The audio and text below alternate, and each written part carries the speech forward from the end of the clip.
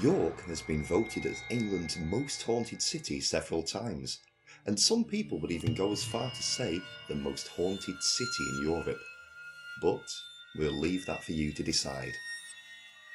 It is an infamous place that has been attracting tourists for years, not only for its beautiful cobbled streets, but for its terrifying ghosts and ghouls that walk them. Today, we will be giving you a historic tour of York and some of its most terrifying ghostly tales. During the mid-19th century, in the area of Bedden, an orphanage workhouse was established which was known as the York Industrial Ragged School. The school was opened by George Pym, who was the parish beadle. His job as the schoolmaster was to keep the streets of the parish clear of orphans, waifs and strays. Pym was well paid by the church for each of the children he housed at the school, but he was a greedy man. He rented the children out to work on farms, market stalls and as chimney sweeps. Many children died of starvation or disease.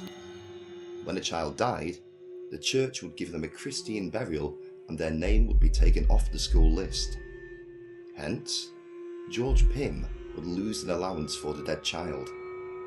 So, to put a stop to him losing any more money, Pym began to hide the dead children within the grounds and walls of the school. Still, to this day, visitors of Bedden have often spoken of feeling their clothing or bags being tugged as they walk through the streets of Bedden. Many have heard children's laughter, whilst others heard screams of terror. York Minster has many ghost stories as it was built hundreds of years ago in 1472. One of the most famous stories about the Minster comes from when a group of friends visited. A man in full navy uniform approached a woman and whispered, "There is a future state," in her ear. He stopped for a moment and then carried on walking. The woman looked on and watched the man walk away, slowly disappearing into thin air. The man in uniform was in fact the woman's brother. They had made a promise that whoever passed away first would make sure that they let the other know.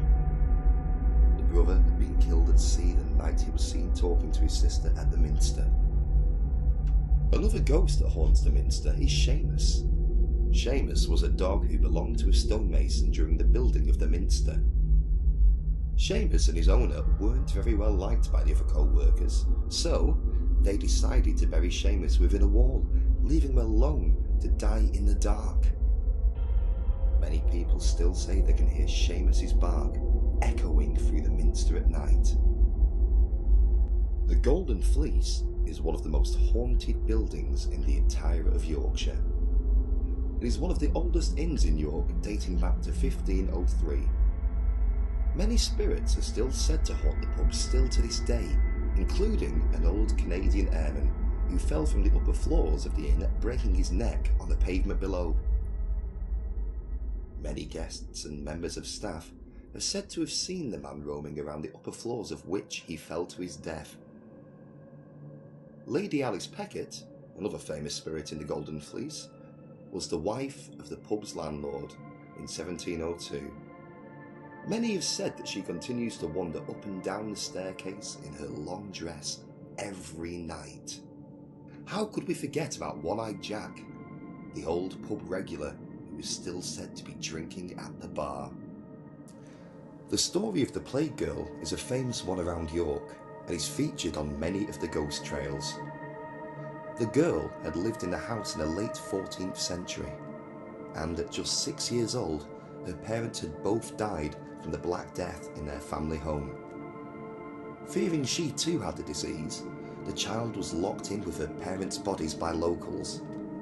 However, she was not in fact infected, and after the doors and windows were boarded up, she slowly starved to death, all alone. She is now said to stand at the window to the front of the house. Many people have claimed to have seen the girl standing, crying and scratching at the window. The King's Manor was passed to Henry VIII during the Reformation, but was originally built in 1208 as part of St Mary's Abbey. The first ghost sighting was in the 20th century when a maid was working up on the ground floor of the manor. she saw a lady in a long dress appear out of a cupboard, walk across the floor, and then straight through her. She described the lady as wearing a Tudor-style gown and was carrying what she thought at the time to be a bunch of red ribbons, but which later turned out to be red roses. 50 years later, during an archaeological excavation of the manor, it was discovered that the original use for that part of the building was a rose garden. The identity of the Tudor woman has never been confirmed, but there were two possible candidates, both of which were married to Henry VIII. The first is Anne Boleyn, who became secretly engaged to Henry Percy and met him in York long before she married Henry VIII. The other is Anne's cousin, Catherine Howard. She married the middle-aged Henry as a teenager and travelled with him on his visit to York in 1541. It was on this trip that she is thought to have had an affair with the young Thomas Culpeper, and when this was discovered, they were both beheaded. It is said that you can see the headless woman roam around the King's Manor still to this day. In 1953, one of the most famous ghost sightings in York took place. An 18-year-old apprentice, Harry Martindale, was working in a cellar of the Treasurer's house, located just outside the Minster. It was the sound of an approaching horn that first grabbed Harry's attention. Following the horn, he then saw a horse with a dishevelled Roman soldier on its back emerge through the wall. This was followed by more legionnaires in plumed helmets talking amongst themselves as if Harry wasn't standing there. He claimed that they were walking on their knees, as he couldn't initially make out their feet and lower legs. Harry then fled the cellar with fright, and as he got to the top of the stairs, the building's curator said, "You've seen the Roman soldiers, haven't you?"